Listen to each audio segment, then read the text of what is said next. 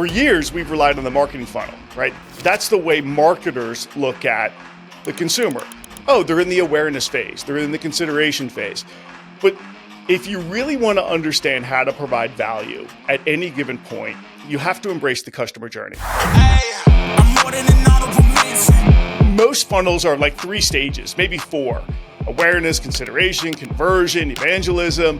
But like you look at a customer journey map, right? You've got 12 different phases, right? You could overlay your marketing funnel on top, but you'll see that in awareness, you might have 3 phases of awareness. In consideration, you may have another 3, right? Where they're evaluating your product. They're researching your product. Once they've decided on the product, they're going deeper and looking at reviews. Like this is all opportunities to show up and provide real value as a brand. And it changes the way you think as a marketer. When you look at a customer journey map, it gives you a plan. It literally gives you a roadmap on what you need to build from a content and advertising standpoint to be at the right place at the right time. And you're basically incrementally moving them down this journey to conversion. Like that's the key here. And most marketers don't see that. 3, 2, 1, go!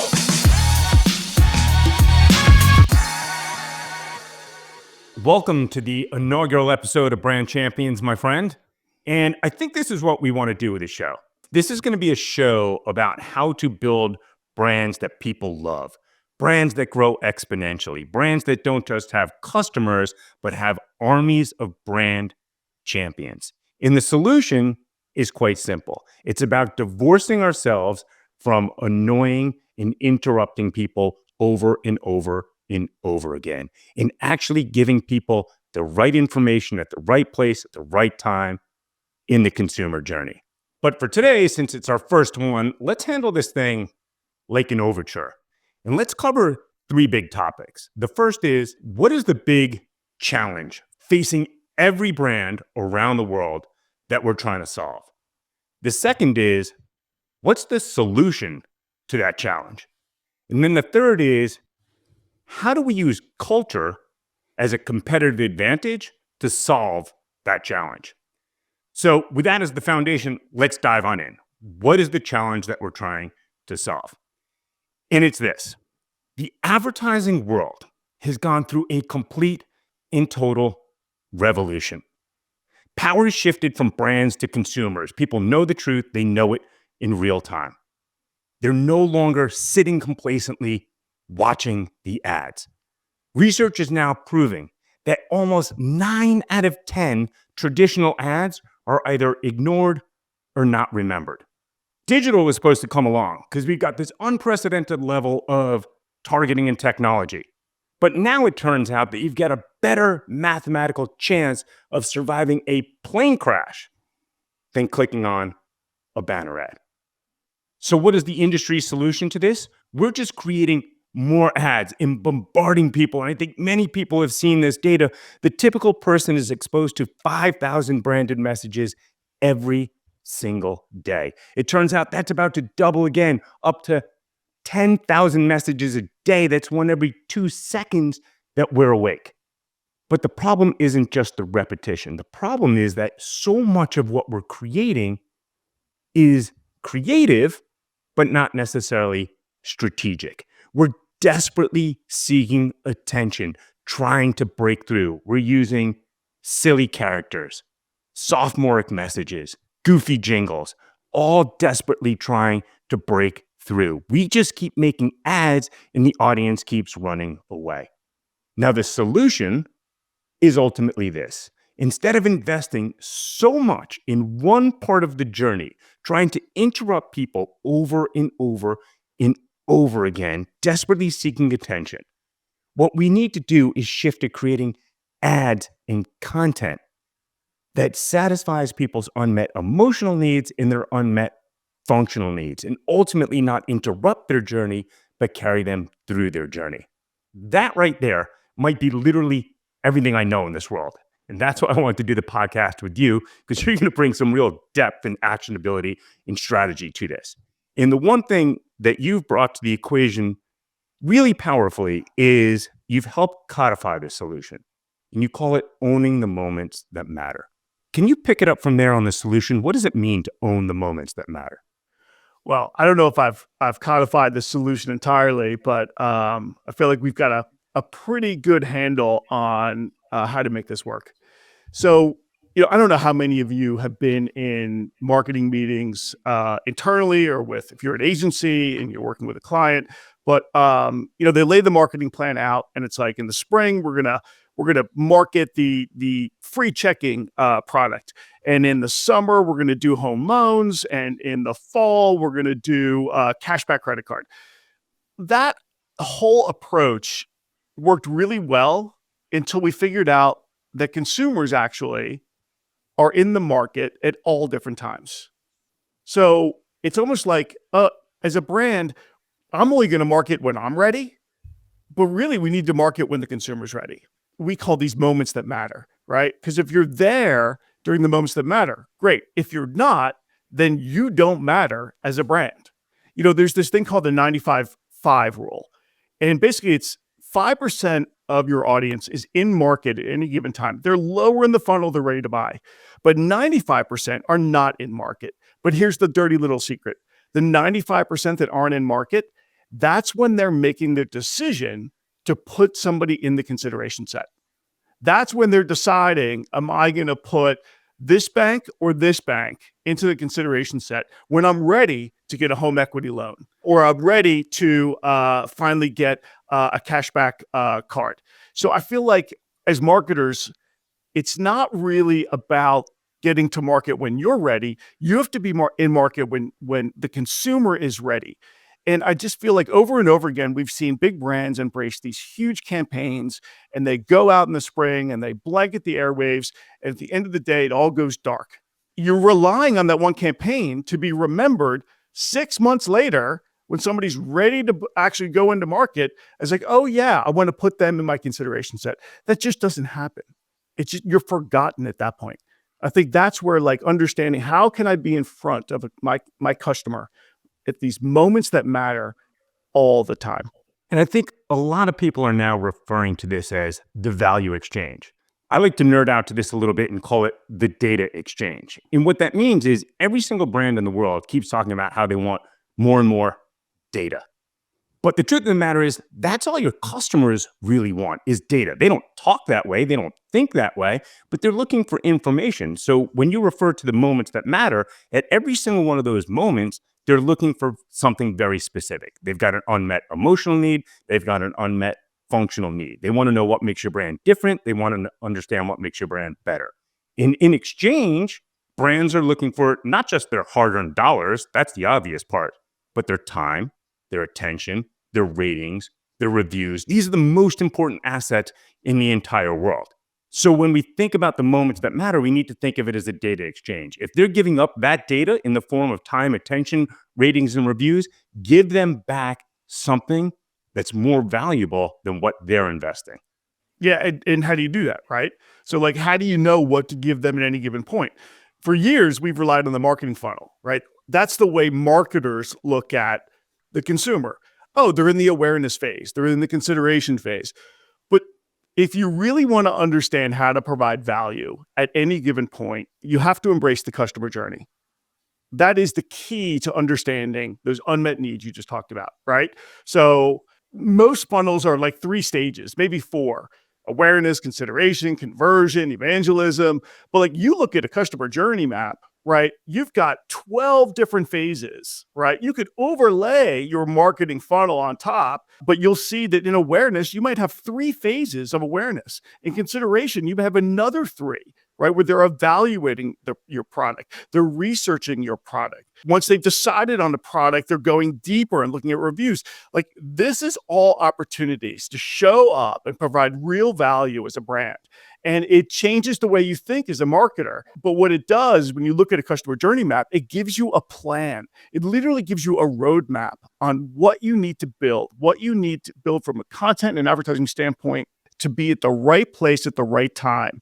And you're basically incrementally moving them down this journey to conversion. Like that's the key here.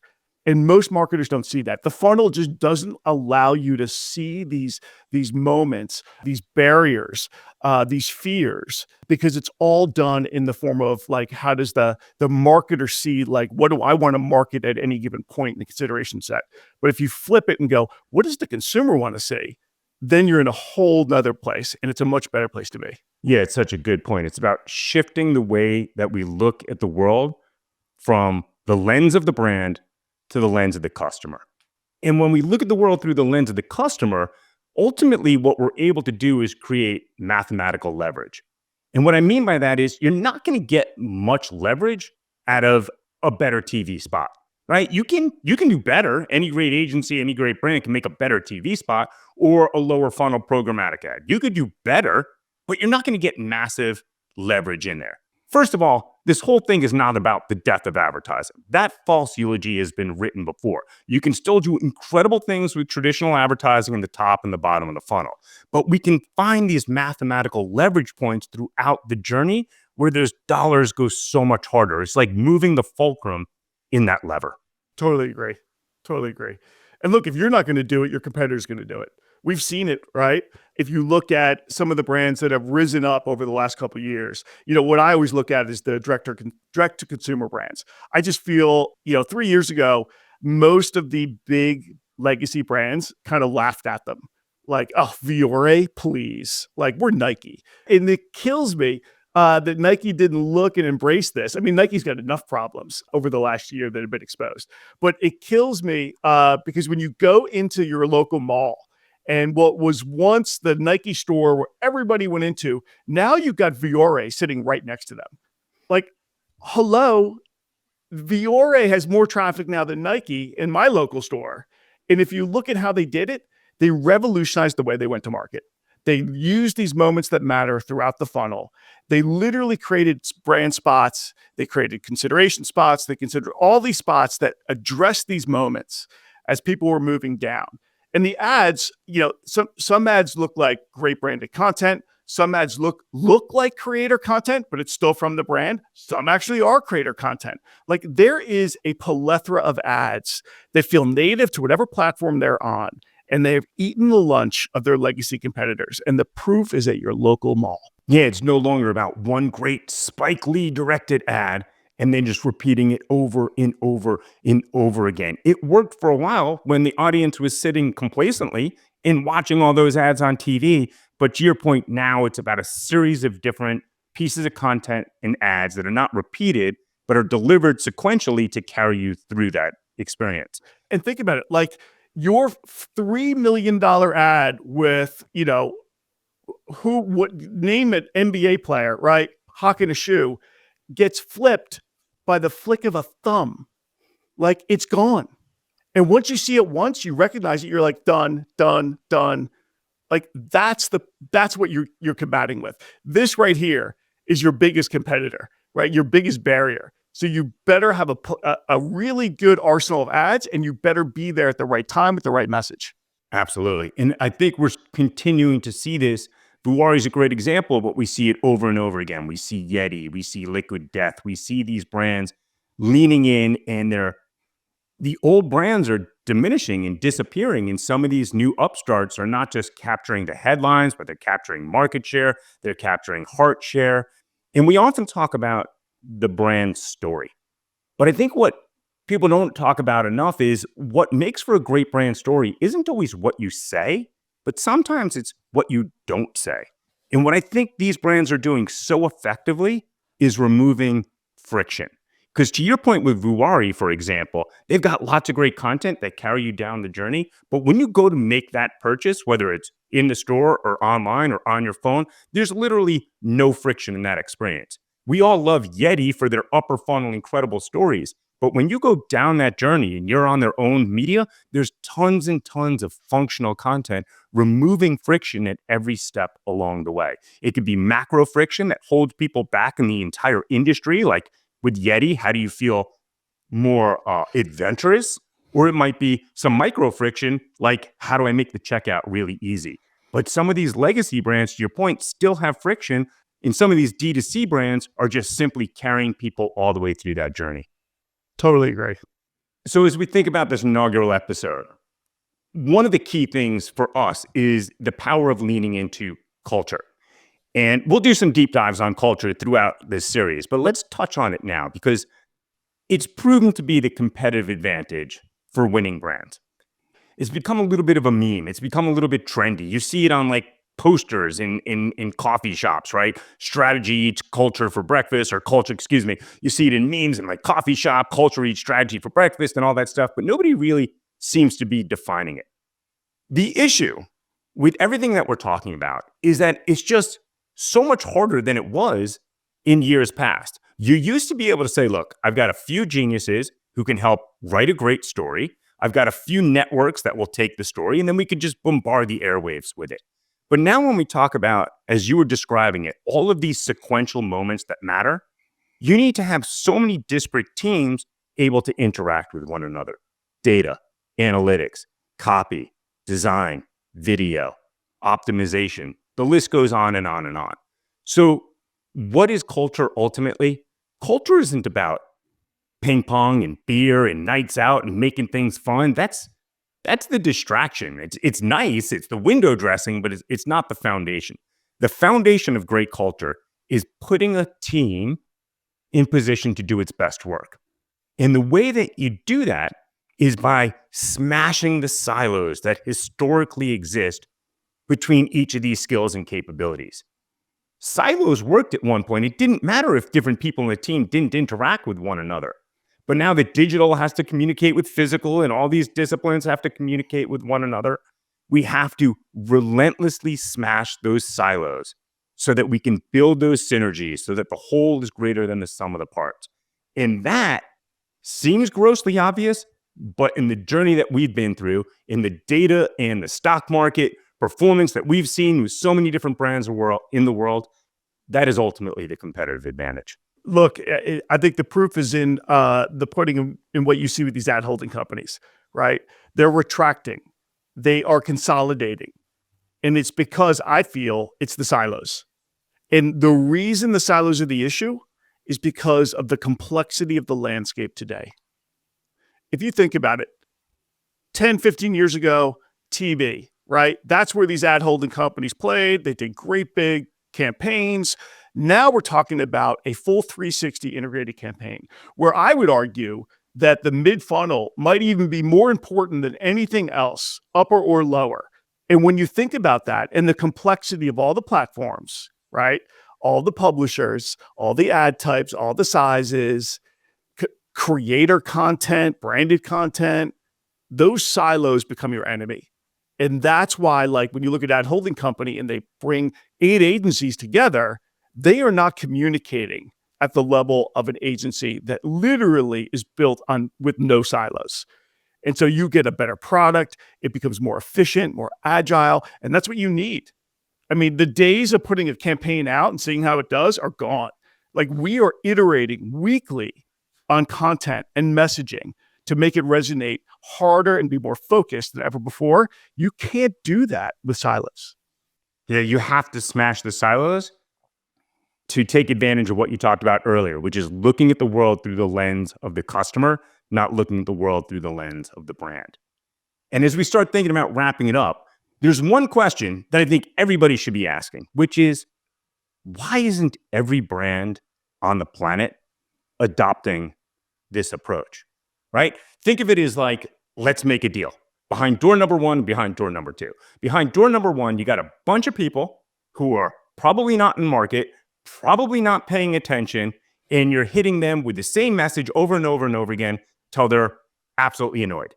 Behind door number two is you understand almost everything you need to know about that customer, and you're giving them the exact information at the exact moment that they need it.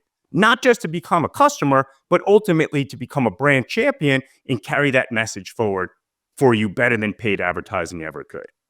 If you were to look at that with fresh eyes, no one would be like, yeah, give me door number one. Everyone's going door number two. So why aren't they?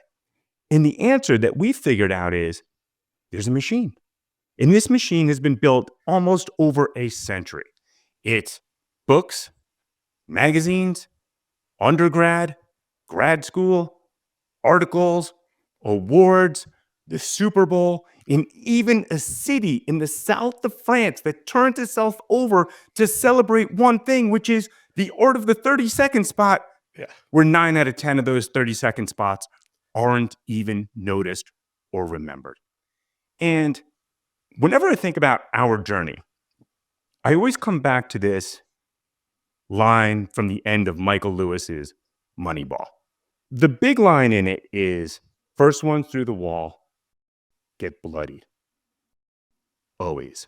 What he was talking about is the same journey that we went through, which is taking analytics and completely revolutionizing sports, the same way that we're trying to use analytics and creativity to revolutionize advertising. We had a pretty funky journey, right? We were two guys, complete and total outsiders. Neither of us had ever even stepped foot in an advertising agency, and we were flat broke. We had 2 desks, 1 chair, a stolen laptop, last pack of Marlboros that we would ever enjoy. And we were crazy enough to not just start the agency, but decide we can lead a revolution. And I think what we've learned is we're going up against the machine. And we've had the incredible privilege of working with some of the most amazing brands in the world, the Apples, the Amazons, the Starbucks, the Disneys, the NFLs, etc. But we've stepped in every pothole along the way in that journey. And I think that's a big point to this podcast. We want to bring on the artists, the authors, the neuroscientists, the C-level executives, and we want to celebrate their successes on this show and pass along the learnings to the audience. But we also want to show the world where all those potholes are that we stepped in, because nobody needs to go through that. So if you're in the C-level or you're on the way to the C-level, we hope this show is for you. And I think that's all we've got for today. So Jordan, thanks for joining me on Brand Champions. Brand Champions is a QUESTUS production. To submit a question for the mailbag, please send an email to brandchampions@questus.com. If you enjoy the show, please rate, review, and subscribe on your favorite channels.